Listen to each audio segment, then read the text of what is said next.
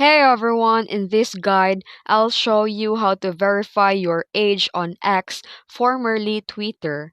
Let's get started. So when you're trying to view a certain post on X, you might see a message saying the content is censored or age restricted. Click Show to begin verification process. The X gives you the two options. Fast selfie, which is quick and easy, while selfie plus ID. This is more secure. X will ask permission to use your camera and microphone and make sure that you allow access so you can proceed. And after that, you can take a selfie.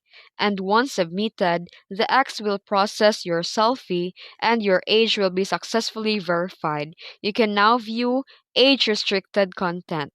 And that's it. If you found this video helpful, don't forget to like and subscribe for more tutorials.